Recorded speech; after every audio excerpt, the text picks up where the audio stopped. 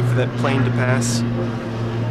Alright, so part of me is concerned that I'm going to look like a gigantic white idiot up here talking to a camera like this, but whatever, I look like a giant white idiot basically whatever I do here. Over there is the stupa, I forget the name of it, but it's the stupa.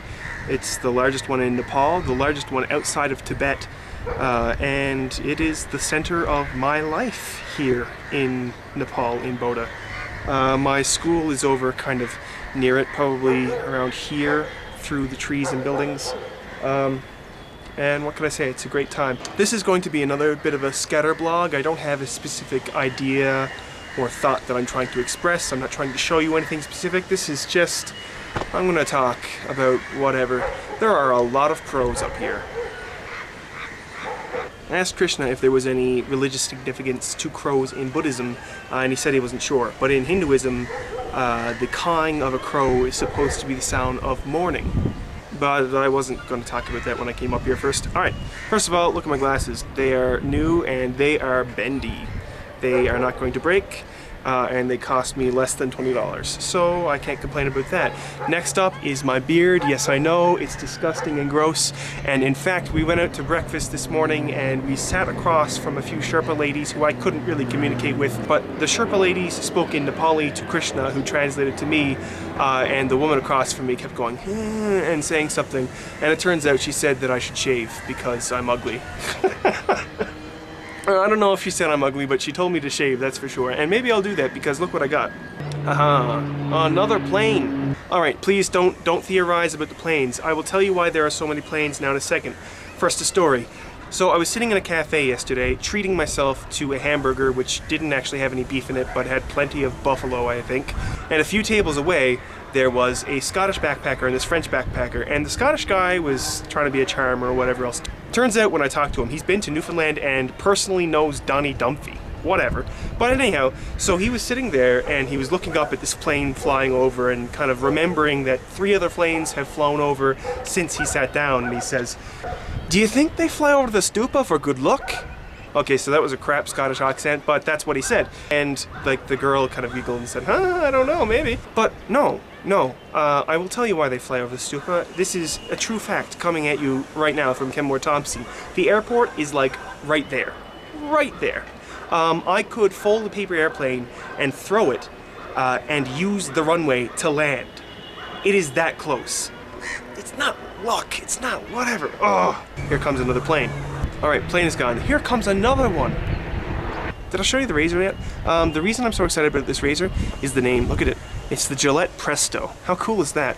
I would buy it just for the name. It also helps that I do need to shave, so we'll do that soon.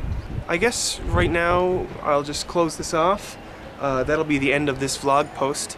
And maybe I will finish up with a game that I like to call Count the Monasteries.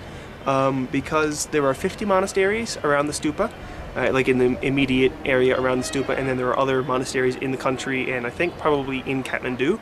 Oh, and if you are like me and until recently did not know what a stupa was, or if you're unlike me in that you still don't know, I found out what a stupa is. Okay, so this Buddha guy, he lives and then he dies after gaining enlightenment and whatever else. So they cremate him and they take his bones and they send his bones all over Asia, I guess kind of as a spreading of the gospel sort of thing, but Buddhism. Here comes another plane. Okay, and so yeah, so in later centuries, various lamas and Buddhist holy men went around and said, oh, so where did all those bones go? And so they built stupas on top of the sites where they think Buddha's bones are. And this is one of those places. They think that a or several of the Buddha's bones are below that stupa. And so it's a Buddhist holy site and a bit of a monument, and that's kind of cool. I guess much like Christian holy sites, there is probably a bit of who knows about it. Like, a lot of the sites in the Holy Land are a little bit nebulous. Like when you build a church over the spot where Christ was conceived, like 8 centuries after it happened, you might not have gotten the right spot. I mean, you might have, maybe, I don't know, but probably not. Okay, yeah, I'm putting off my game. Alright, so one shot of the sun, and then count the monasteries, and then indoors. Alright, 3, 2, 1, go. Sun. Very nice, very beautiful. Okay, and go. I think that there's a monastery, but I'm not sure, so I'm not going to count it. Then we have 1 monastery, and then we have 2 monasteries, and then we have 3 monasteries, and then we have, oh, way over in the distance, 4 monasteries, and then 5 monasteries. And did I miss any? Oh, I have to have missed anyone. Oh, no. I counted 7 here last night. Actually, now that I think about it, I think those are 2 different monasteries. Because that one, you probably can't see it because you don't have depth perception on YouTube. But that one seems a little bit farther away than that one there. Alright, and that is the adventure that is counting monasteries here in... Oh, there it is. 6.